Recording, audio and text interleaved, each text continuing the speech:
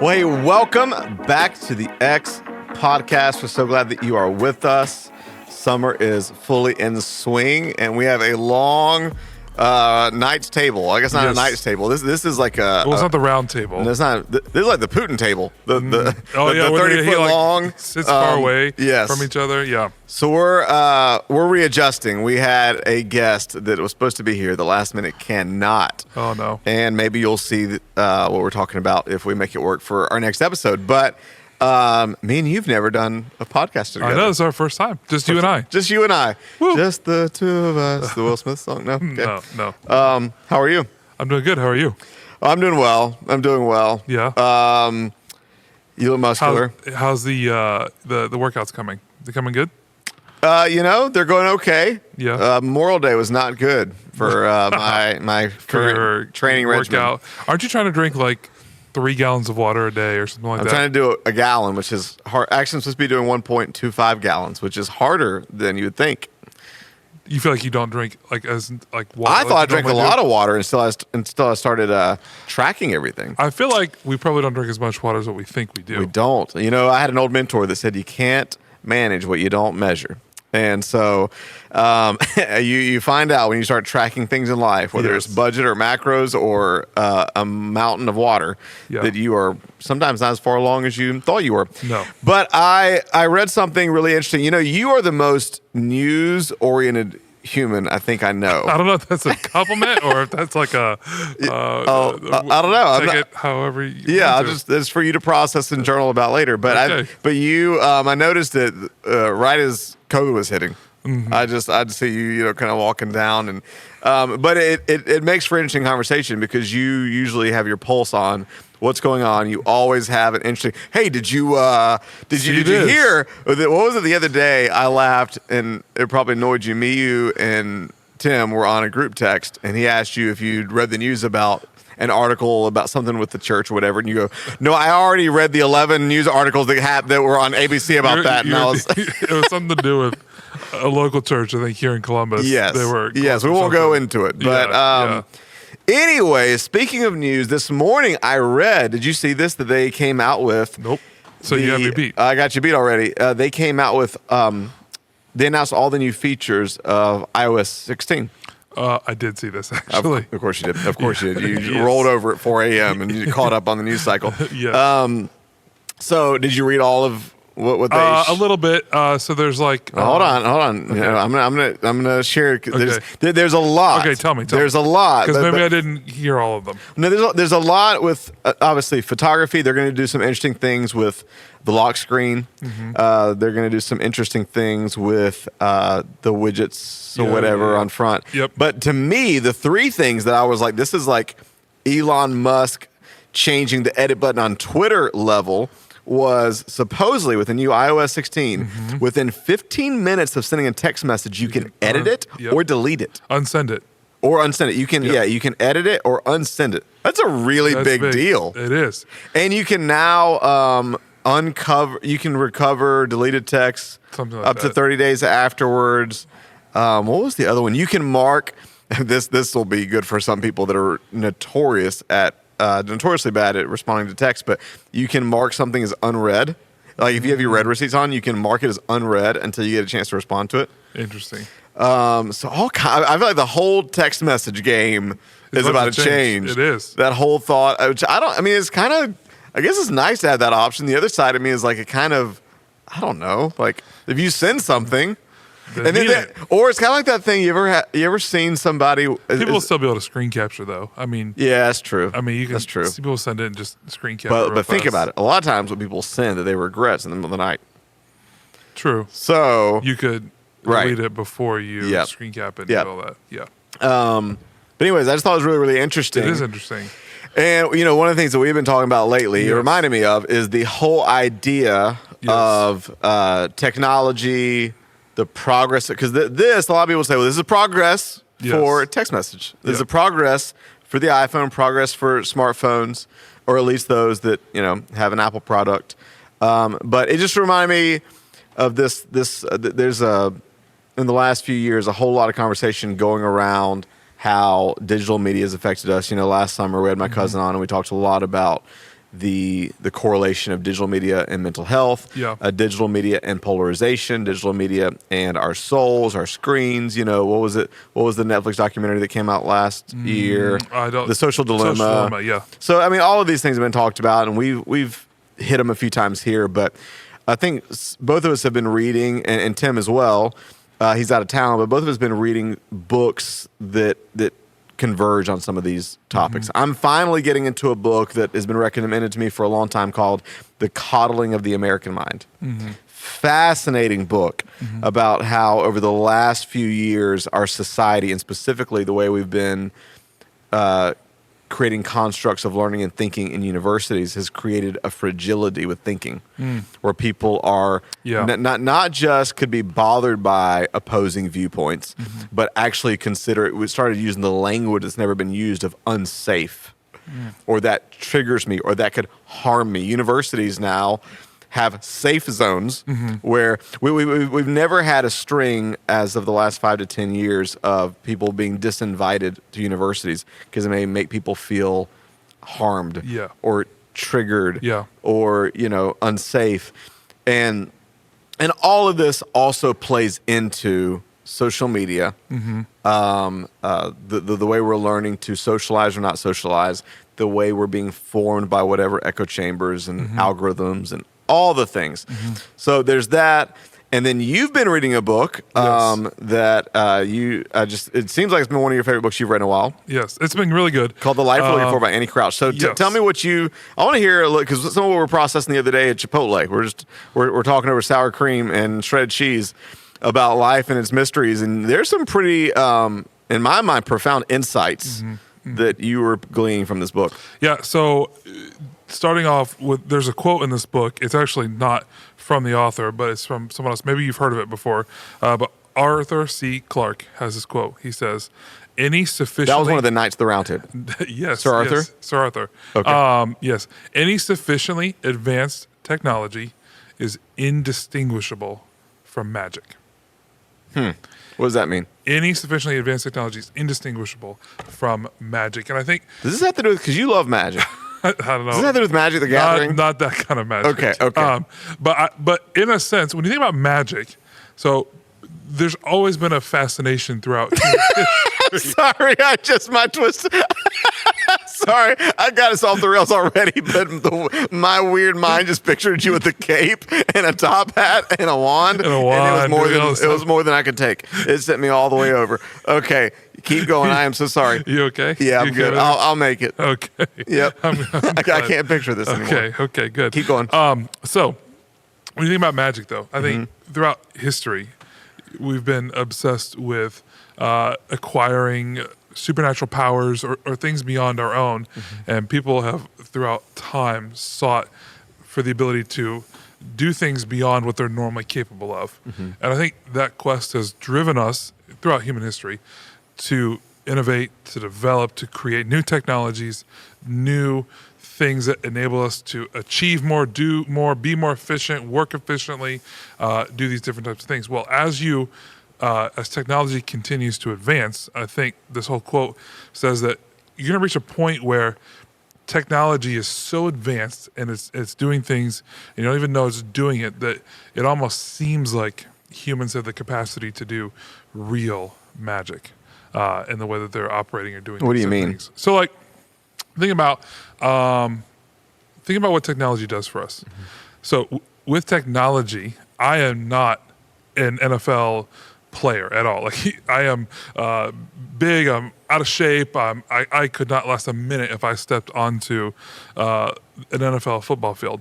But with technology, I can simulate stepping onto the football field, and for an hour I can pretend I'm an NFL quarterback leading a team to a Super Bowl. Sure. And there's something that engages the senses and engages the imagination in that process that takes someone from where they're located into a place where, into a moment of maybe history and time that they're never going to be able to achieve. And in a sense, maybe you've achieved the ability to time travel or to physically change your body. You have superpower because of this technology. And well, sure. And I think we're all aware of, we're moving towards the metaverse. We're moving, we've been in the world of virtual reality for a while. We're moving towards that. Yeah. But to your point, are you saying this is good, this is bad? What are the ramifications of this? Well, I think that's the question, right? I think the data has been coming in now over the last several years on, has tech made our lives better? Mm-hmm. I think that's the big question. And there was another fascinating quote in this book, and I think the premise of this book would say that we need to pause as we consider what tech is bringing into our lives. And there's a quote here that I just find fascinating, that tech is good at expressing human capacity, but it isn't good at forming capacity. That's good. And I think it's just something to think about, that as you're processing this technology that we're bringing into our lives, like, for example, let's take a dishwasher. When you think about a dishwasher, okay, because I'm not but this to me, what I found most interesting was the insight, because there's a lot of, depending on what kind of conversations you involve yourself in. I during the week, I try to read broadly, but a lot of it's faith based. But I also like some fiction. I like some biographies and some history and some just random things. And then when it comes to podcasts, one of the podcasts I enjoy the most is the Tim Ferriss show, where he's not coming from a faith background at all, but he just interviews the most interesting and fringe and esoteric. There was a scientist he had on, I was listening to Sunday night, that talked. Have you heard this? He talked like it was a normal, assumed new reality of science, that the construct we've had for the last 50 to 100 years of space and time are now obsolete. That space and time are not the dimensions that we are looking at now. Now it's like it's this extraterrestrial isotope type of essence that they're looking in through molecules and space and time. That served us as a template for a long time, but we all know that's not even our concept. It was the most fascinating thing in the world. The scientist wrote a book called The Case Against Reality. Interesting. So anyways, all that to say, when you dive into that world, there's a lot of conversation right now, obviously, about AI. And are we moving towards a world in which AI would eventually overtake us, and what we are creating and subduing will one day subdue us, create us? And so, but in this whole conversation about AI, robots, the danger of robots. What was it? Polly Shally? What's the movie we're talking about? Polly Shally. What's the movie of the robot dog, or the little robot dog? Come on! You know exactly what I'm talking about. Anyways, and then there's all these like iRobot. There's all these like dystopian movies about robots taking over the world, and there's all this fear of how far do we go. But what I found most fascinating that you were bringing out from his writing is, well, no, what if robots already have taken over the world? What if we're there? What if we're there? So there is a chapter in the book called Boring Robots, and it's just talking about how, technology, as it continues to advance and it continues to make what was maybe difficult tasks or things that required skill, it required time, it required presence to be able to do those things. It's turned those things into automation. Think about a dishwasher, okay? So it used to be that you had to go out to a river or to a pump, and you had to pump water, you had to fill it up, you had to put soap in it, and then you had to hand wash dishes, and then of course then the sink happened, and you could do it inside your home, and you just flip on a tap and water would come out, but you still had to go through a process of washing the dishes and then drying the dishes. And you think about the conversations that happen over dishes and washing dishes. Then all of a sudden there was this invention called a dishwasher, where you could put your dishes after you're done eating into this machine, and it had the capability to automatically sense how dirty your dishes are, what the right amount of soaps and suds to like clean them the right way, and to the right amount of time to dry them so they would come out. Take dishes out of the dishwasher and they're hot. There's all those things. You're And- really nostalgic about dishwasher. No, I'm not. I'm just painting a picture. Have you been watching 1883 as well with Tim McGraw and Faith Hill? I have just not. finished last night. It was beautiful. Anyways, Sorry, keep so going. my point is that this thing automated the process of washing dishes, and in many ways, when you think about robots, what are robots? The whole concept around them, they're designed to really make human life easier. Anytime you picture robots, I think people have this like idea of like, okay, these people are going to follow us around and do things for us, and in ways make our life easier. And we already have those things. You think about the Roomba that you have. That creepy little thing there by buys and returns. We still have ours actually. Really? Yes, we do. It cleans our main master bedroom. How about that? Anyways, Freaks Charlie out. it does not. They chase it around. Actually, they love Okay. it. But we have a robot that will sweep your living room, and it does a pretty good job. Not as good as human, but it does a pretty good job. Probably nothing would be the electric car. Did you see the other day the clip of the cops that pulled over the electric car and not they see walked that. in and there's no one in there? No. It was a self-driving car and it freaked them out. That's weird. Yeah. So we have this technology. We have the fact that there's all these different. I think microwave is another example of something that you just put food in, you push a button, and food comes out, and it's ready to go, and you can eat it. Microwave dinners, things like that. And so, I think people are afraid that we're going to get to this point where robots have somehow invaded the world, taken over the world. That AI is going to. We're going to reach this point where the machines are going to be smarter than what we are. There's now new research coming out, and I read about it here in this book that scientists feel like true AI is something that it might be harder to achieve than ever before. Like the true AI in the sense of I'm talking to a robot, but it's responding to me emotionally. It knows me by name. It's not just a bot that is like inputs and outputs and then responding in different ways and different things like that. But truly, like it senses human emotions. It's able to respond with those emotions. They're saying that is harder to achieve than ever before. And really, when you think about it, you think about the complexity of the way we think, the way we operate, the way we process. We're not just binary inputs and outputs. I mean, there's so much that goes into what makes a human unique and individualistic and all. There's so much that goes into the personhood of what a human is. But when the concept of robots are already here, it is interesting to think about. So Think about how much we've lost that we now used to. We had to put work into cleaning our homes, or we had to. There was something that we lost in the process of. You go out on a Saturday and you wash a car. Yeah. And now you can just go to your car wash. Yeah. Think about the moments that can be had in a family between dad and his son washing the car together. It's those innocuous little interactions that, Yes. that build moments of life. Yes. We're losing those things. So, okay. So to kind of wrap up some of what he was saying, the future of AI may not look like we see in the movies in this like dystopian apocalyptic era or just hyper futuristic or talking to a robot. It may not look quite like we're imagining, although the way that technology keeps leaping and bounding, I'd be shocked if we weren't there at some point sooner than they were saying. Maybe. But really what he's saying is we're already in the Matrix. Yes.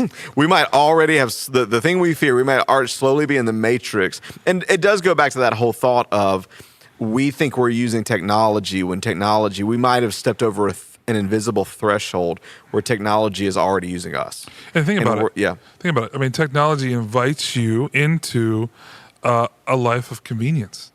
It invites you into an easy life. I mean, tech really says, hey, I'm going to make this easier for you. It offers this really big promise of an easier way, an easier life. I mean, think about DoorDash. And that's really what they're saying is the technology promises a better life. Yes. And the question is it actually better? Is it actually better? And of course, I mean, I'm sure he's got nuance and intelligence. I'm sure he's not wanting to take us back to the Stone Age. No. I'm sure there's No. there's a level of gratefulness in there for airplanes and for modern medicine and for cars and for phones and the way we can communicate, but at what cost? It is interesting, though, you talk about airplanes. This is just an aside. You think about what we even give up in the course of the ability to travel through the air. You think about a machine. I mean, it's an incredible machine, and it can do amazing things, and I'm not hating on air travel at all. But even in an airplane, you're forced into a really small, compact space where you're forced to sit unnaturally still for a long period of time, and our bodies are designed for movement and for action and for going someplace. Yeah, and but you could argue that's school true, or true, a cubicle. true. But are those great places? I mean, school, we can debate if that's a great place for humans to flourish or not in the modern way of doing it. But Right. is a cubicle a great place for a human to flourish? Yeah, I don't know, but because a lot of and the examples you're giving is technology. We love it because it delegates or automates. Yes. It's almost like the goal is how do you automate away everything that's Yes. non-essential so Yes. that you can focus on what's important, which in itself is not a bad premise. No. I mean, some of it may be comfort obsessed. Others of it may be purpose oriented. Mm-hmm. It may be more like, no, it's not that I want an easier life. I want a meaningful life. And so if there are things that are trivial in my mind, I can automate that away. I can give that to Zumba. I can give that to dishwasher Diana and let them run away with it. Right. And I can focus on the things that really, really matter. But at what point is the call? And so maybe in one way, what we're talking about, I know it's a conversation around technology, but really it's almost a conversation around progress. Right. I was listening to someone this morning that was talking about how they bemoaned the fact that so many times the church has been the enemy of progress. And they talked about how they're a futurist, and they would travel to Fortune 500 companies and talk to companies about the future. But the church was so fossilized many times that they wouldn't listen to the future. So he would go there and just talk about the present. Mm-hmm. Because so many times the church, instead of leading the way in innovation, instead of leading the way in progress, instead of leading the way in the arts, instead of leading the way in creativity, instead of leading the way in thinking, so many times has been trapped in the past. And, from faith framework, of course, I'm so glad there's been a renaissance over the last 20 years. It used to be the Da Vinci, the Michelangelos, they would lead the way. It used to be in the faith that the arts would flourish the most. It used to be the greatest minds in the world. And I think that we're seeing a renaissance of that in the church. But really, it kind of goes back to, okay, what is progress? Because I want to be on the side of progress. Right. I want to be on the side. I think the church should be known, to borrow the words of Urban Man, as the epicenter of the future. Mm-hmm. I think we should be creating the future. We should be leading the way in progress. But part of it may be looking at how do we define progress? Mm-hmm. What are the costs of certain arenas of progress when it comes to technology? And I think the church, though, approaches that question a little differently than maybe what the rest of our culture approaches that question. When we think about the future. So I think when I think about technology, I think about progress. Mm-hmm. I think the first thing, when you innovate a new technology, the first question you're asking is, how can I make money from it? And everything becomes transactional. Think about DoorDash. That's a great example. Like, we all of a sudden have this ability to sit on our couch, pull up our device or phone, and we can look at a crazy array of menu options and choices and just say, I'm feeling like Italian tonight, or I'm feeling like McDonald's tonight, or if you're Russ, you're probably ordering a Massey's pizza because that's what he loves to order.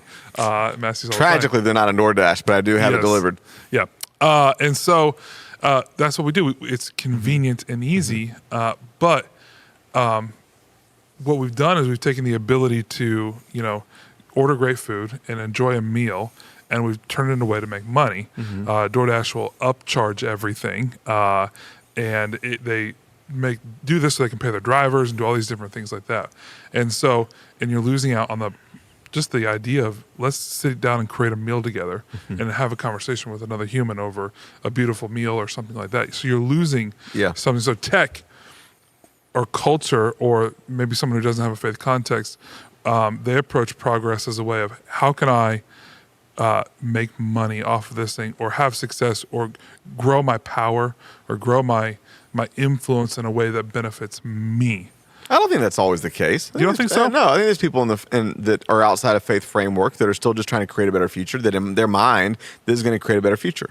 I mean, whether you like Mark Zuckerberg or not, he's somebody that 2 months ago was on the Tim Ferriss show. Yeah. And whether you believe him or not, whether you like him or not, it was actually interesting because people always joke that he's robotic or alien-like, but it actually kind of humanized him to me to listen to him on a a long form, full length hour and a half podcast with Tim Ferriss talking about the metaverse, talking about the future, and the reason he's excited from just a purely human standpoint about what he believes it can provide for people. I certainly think that when people create new technology, like when Facebook was created, from an idealist standpoint, it's this tool that was designed to help people connect from far away, help grandma connect to grandkids who live in a different state, and you can update and see pictures and do all these different things. I think there's often good intentions that are used when technology or progress is created, but I think over time what we've seen as it seems like new tech is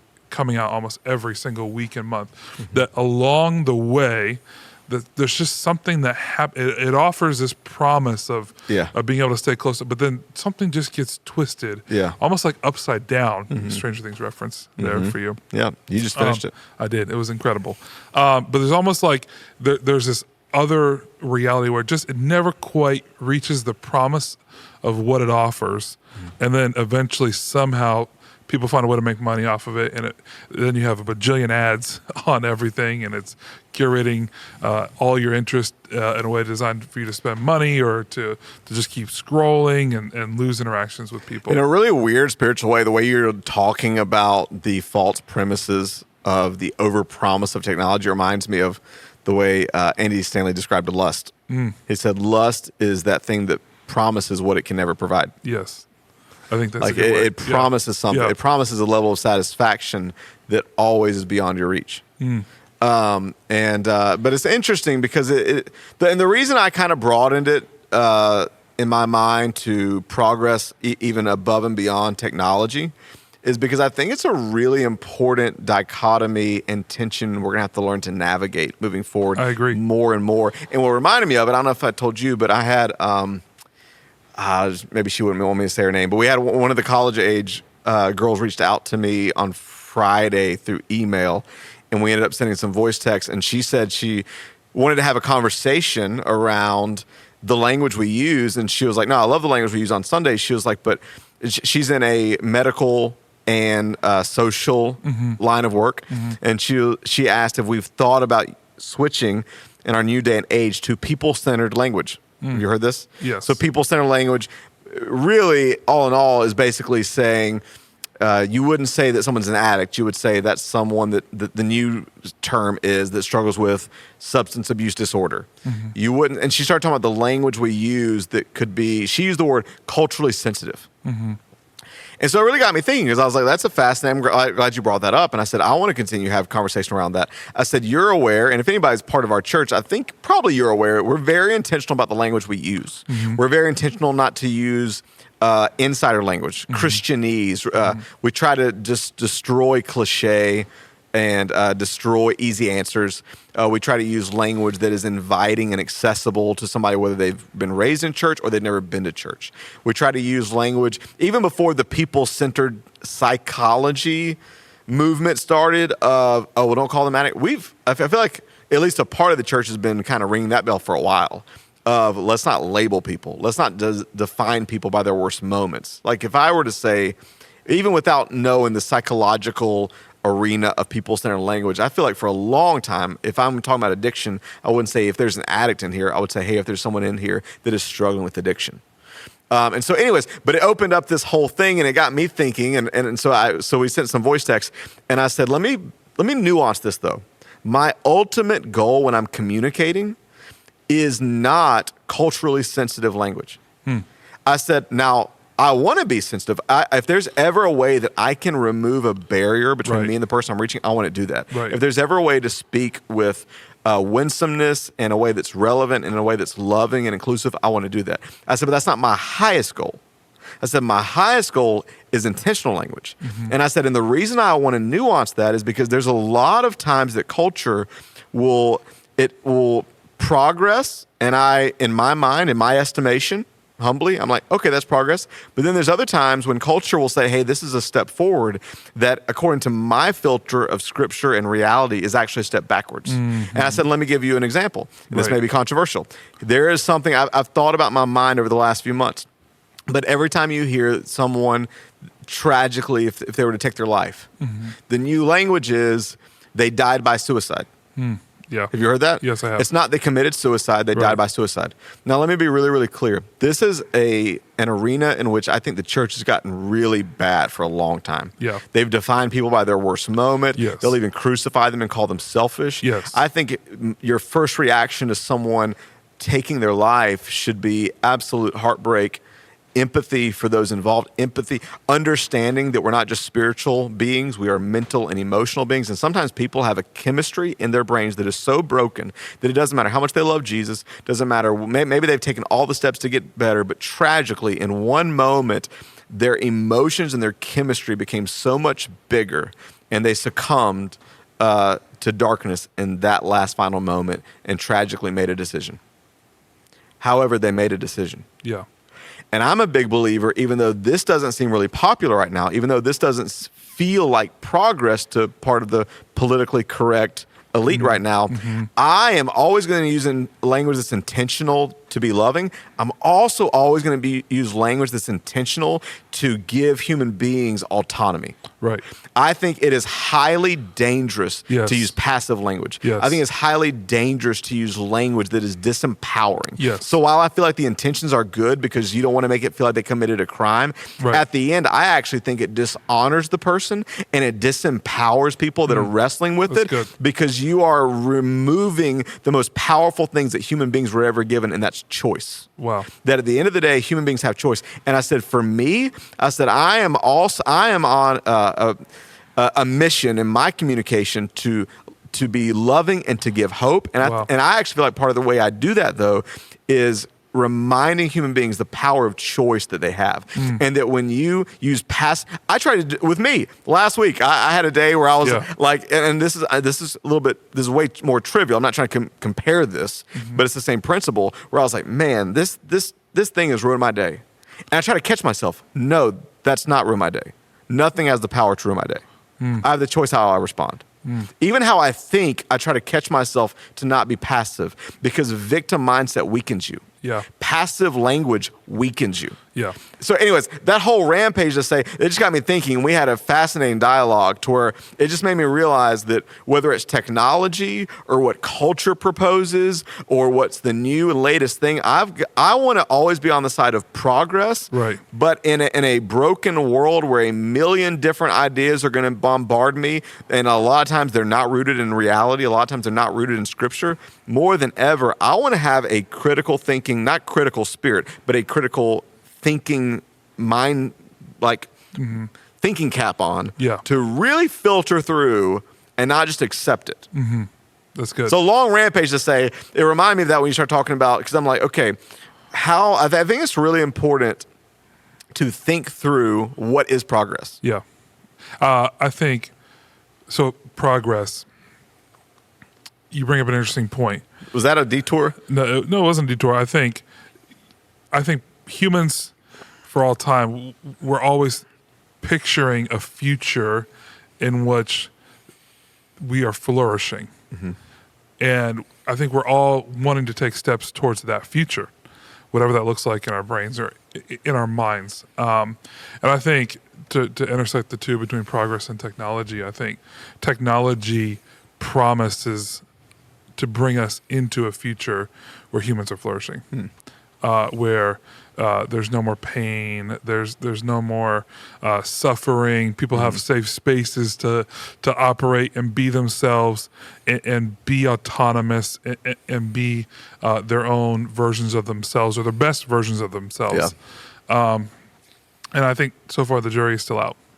If technology actually has the capability to move us into that space, and I'll say I'm not optimistic that technology can move us into that space. But what you said kind of brought up an interesting point, because in my mind, when I think about progress, because I do resonate with the idea of, hey, I want to be moving towards a better future. I want to be moving towards utopia is not the right word, but I want to be moving towards a future in which I want to be a part of. So I think the question I ask myself is, so if I want to be in a place where I'm flourishing, what do I need to do, or how do I need to think or operate in order to flourish? Or what environment is best for humans to flourish in. And you brought up something, because you all kind of brought it to this idea of autonomy or free will. So is the fact that when humans exercise their free will or their autonomy, does that lead to flourishing or to not flourishing? Well, I think that's a layered question. I think number one is, do you realize you have autonomy? And then number two, how to use it.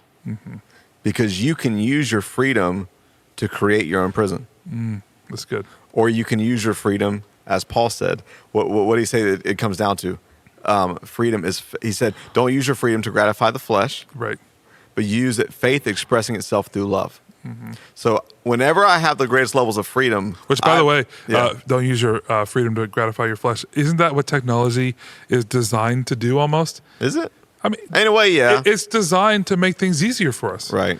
I'm going to sit on my couch and with my voice turn on the TV and pull up the show that will just autoplay the next 8 episodes, binging whatever season I want to watch.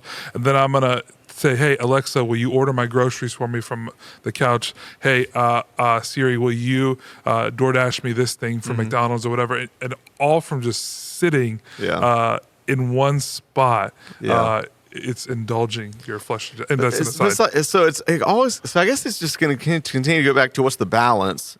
And what technology to use. And I think more than... Sorry, I didn't mean to cut you No, off. you're good. I think more than technology, will it make it better? It's like, okay, we got to realize the restraints and the limits of what technology can do.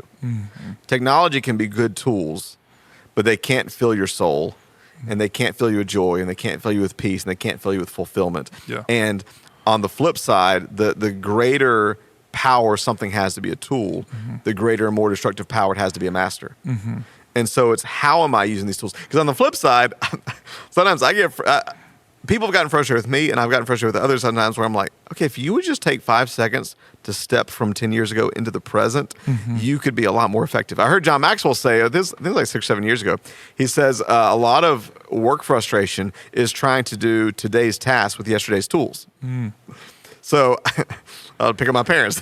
They're always, I'm with my dad, and at times like, and I'm not picking on him because I have these, when I'm with my buddy Logan, he'll pick at me. He's like, Russ, about a year ago, I hate that I admit this, I'm like scrambling for flight tickets. He's like, Russ, how often do you fly? Why did you just get paper tickets? Get your app, join the present, join 2021 and 2022, and just, but my dad, like, he's got a backup cam on his car, but he'll struggle sometimes still with, backing up parallel parking. I'm like, but you have that right there. And I have my own versions of that. So there are ways in which this conversation should be an excuse for us to stay trapped in the past if there are more effective ways to do something. But it is saying, let's not hop on the illusion of utopia that we're ever going to reach a point where if we just get technology enough, I guess it is a double-edged sword that makes life better and worse. And we've got to be more and more aware. So you mentioned that he has some thoughts on maybe a litmus test for using technology. I'm curious what they are. And I'm curious for you, because you've been on a self-discovery thing over the last year of rule of life and what looks healthy for my soul. I'm curious if there's, over the last year, and especially since reading that, if you have any things you personally have done different with technology. Yeah, so he defines tech in kind of 2 different categories. Number one, are you using technology as a tool? And he would define a tool as something that requires skill or knowledge to use this thing. So, for example, take a tractor. Like, you're using the tractor to plow a field, but there still is a level of skill and knowledge, a attentiveness to the moment that is required to use that tractor to plow the field. And that's one way to use technology in a healthy way. Or is a technology just a device? And it's interesting that we use that word device now for almost all of the tech that we wear. A device is something that removes skill and it removes time required. The time required to master a certain object. It removes that in order to use that device to its full extent. So if you're using technology in such a way that requires little to no skill, there's no investment of time, there's nothing that brings something out of you to be able to use that device. Think about like a piano. Like it's a piece of technology in a way. I know it's an instrument, but there's a lot of tech that goes into making a piano happen. But it takes skill, and there's an investment of time that's required to make beautiful music come from the piano. Or can you just get on your phone and it's interesting. The data's out. He cites this data in this book actually, that people are listening to music now more than ever with Spotify, Apple Music, podcasts, but we actually have less music creation than at any other point in human history. Wait. People are making music less and less. How's that possible? How's it possible? Because here's observationally, that doesn't seem true. He has studies and different things he cites in the book on it. Think about it. It used to be that if you wanted to listen to music, you had to actually learn to play an instrument in order to make music. Well, now you and I can just pick up a phone and you can a device, and we can listen to music anywhere around the world. And now, not as many people have the skill and the knowledge to play an instrument and to make. It's music. so weird though, because like. It's just such an interesting conversation about because we're having this conversation about the bad and good of technology while using technology and microphones. The people are going to use technology to be able to have this conversation. So going back to your original point, though, because what's interesting. Yes. Not to interrupt, but go and I want to hear your. We're just ping ponging, but in a faith framework, there was a prophecy given a few thousand years ago that no one understood how it could happen. Coming into the book of Revelation about in the last times, whatever you believe about the last times, that there would be these two witnesses come back. Some believe it's Moses and Elijah, or Enoch and Elijah, because Enoch was taken up and never died, and these two witnesses will come back, and this will be during the time of the Antichrist, and they will be killed, and for 3 days the whole world will watch their bodies lying on the street, and everybody for thousands of years like, how's that possible? And then thousands of years later, live stream. It would be possible now for the whole world to watch what happened. It says in the last days, knowledge will increase. Doesn't necessarily say wisdom will increase, but it says knowledge will increase, travel will increase. So it's like all of these things, and it's almost, if you read through, it's almost like God himself predictively, prophetically shows how a lot of the end of the world will ride on the wings of technology, but still seems to speak to it from a neutral standpoint of, actually, this is going to be an amplifier. The technology is going to just be an amplifier of what's actually happening in the world. Again, the argument from a lot of sociologists, psychologists right now is the way we're using technology is not neutral. No. That the algorithms and social media is actually doing more damage than harm. But anyways, so I think a ton of non sequiturs, but the personal litmus test for me is I want to start processing my tech use through the concept or ideas. Am I using this as a tool? Or am I using this as a device? Am I just mindlessly scrolling on Instagram in order to satisfy just some deep longing for acceptance or just out of boredom and addictively, compulsory? Or am I using my device, my phone, to capture a moment with my children that will be forever frozen in time, that I can look back at that as I get older and remember that moment, and I can be thankful that I can remember that feeling that I felt in that moment with them. That's good. And so I want to try to shift my paradigms when I'm thinking about my technology and how I'm using it. That's good. Yeah, because if it's just a device, that can take up time from what matters. Yes. I don't know why, but over the last year or two, I've been more and more, it sounds so cliche, of how short life is. Yeah.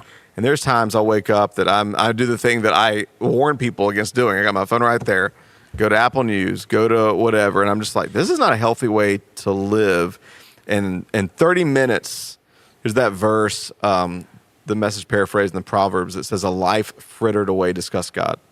How much cumulative frittering away of my one wild, precious life am I doing with devices instead of living fully and being present and loving deeply and living with intention and purpose, but just using this as a tool. I think when I was thinking about progress, so two things come to my mind when I think about with technology or psychologically in my little rabbit trail I went down, because every day we're going to be bombarded with what is considered progress. Right. Technological inventions, new updates, modern psychology saying this is the way we should say this, or this is what we should do this, or culture saying these are the values that push things forward, these are the values that don't. And to me, two things are really needed, especially if you're trying to follow Jesus in this cultural moment. Number one, and it sounds cliche, but is to live more intentionally than ever. Yes. To live with intention, with everything you're doing, to live with priorities in mind, to steward your time with eternity in mind, to be fully present. What does it look like to live intentionally? And number two, I think more than ever, what does it look like to think and assess and analyze deeply, to think deeply and critically? When you hear, just because, I mean, I think this is actually one of the benefits of the people that read history a lot. The more you read history and the more you read broadly and deeply, the more you're not just the more you can kind of look out of each little cultural moment and be like, yeah, that's kind of silly. Yeah, this is kind of a repeat of what happened back here. This is kind of a new twist on when the Roman the more you read history, the more you can hopefully take yourself out of the emotional pressures of that moment. Right. And for me, as a follower of Jesus, the more I root my psychology in Scripture and in God's ways of thinking, hopefully the more I'm planted to be futuristic, pioneering, but also rooted. Yes. And also, because we all need a filter. Yes. And so maybe a question in closing is, what's the filter through which you process new inventions, through which you process new language that culture asks you to adopt, through which you process new value systems? Because if there's not one, you'll just kind of adopt, in the words of John Mark Comer, you will be discipled, informed by whatever the cultural value moment is. And so this is a fascinating conversation. Yeah. And I think, we kind of touched on it a little bit, but maybe a parting, maybe even just spiritual encouragement. We talk about the whole promise of technology is the promise for the future. And yesterday we were going through the Art of Communication, Erwin McManus, and he talked about the one thing that every human needs is a belief that they can progress. Right. A belief that without progress, we use different terms depending on your environment: fate, destiny, future, progress. But inside every human being is this intrinsic need to know that you can progress. And the moment that you don't believe there's a future for you, the moment you don't believe that tomorrow can be better than yesterday, the moment you really believe that no matter how many times you've circled the same mountain, that you can change, you can get better, life can improve, you can move forward in your job and your gifts, and that you do have love and hope. The hope and future are synonymous. There's a book called Hope for the Wilderness that goes into this. It's really good. It was written by this really great author. No, the one thing I was going to say, but there's hope for you. There is. You asked me a personal question that you was like, what are some things I've been doing? Yeah. Just to close, just a few things. Number one, I think I've been asking myself over the last year, what do I value, and does that actually bring flourishing to my life? And my paradigms are shifting. I think it'd be easy to say I value how many followers I have on Instagram, or I value how much time I'm able to spend playing a video game or doing something personal that just I love. And instead I'm asking myself, well, how can I have experiences with my children where I can be present with them, and I can have a 20-minute conversation with my daughter about, she asked me the other day, Dad, what does dying mean? And I got to have a conversation with her about death and life and that process, and I came away and I was just like blown away by the fact that a 5-year-old can have a conversation about that whole concept of reality. It's really good. And so I'm saying, what are the things I can do in my life that bring me further into relationships with people versus taking me away from people? What are the things that I can do to be a better husband, to be a better father? I can have a better relationship with my spouse or with my wife, and whatever it is. And so my paradigms have shifted, my markers have changed, and what I'm pursuing, I want to start saying, okay, what I'm pursuing, if these are things I value, then I want to start pursuing things that will lead me to those things. Yeah, that's good. And that's what I've been working on. Yeah. So maybe one way out, because there's another quote from the thing we're learning from, and it talks about an intrinsic narrative is that the story of me must move forward, and that the goal and what brings hope to life is not when you fight the future, but you fight for the future. Right. So maybe a really good way, and I love the practical handles you just gave, is when we're thinking through technology, when we're thinking through our lives. True progress, Yes. is not going to fight the future, but it's going to fight for the future. Right. It's going to fight for the best future. It's going to fight for the future that flourishes. Right. So let's live lives and create futures that flourish. And it was a fun conversation. It was. There's a lot. There's a lot more to it, I know. Yeah. And it's technology just seems to just exponentially change and with every passing year and month, and it's gonna be interesting a year from now. It will be. To see, but This will probably be outdated. yes, this will. Yeah, they'll be looking back. A new at way this, to do podcasts Look at in those a two year from now. dinosaurs talking about. But if you enjoyed this conversation, share it with someone. We'd love to hear your thoughts. Is technology making our lives better or worse? And if you have any life hacks for how you're using technology for the best, let us know. As always, send in any thoughts, questions, comments to podcast@thex.church. This podcast at thex.church. Until next time, thanks for tuning in.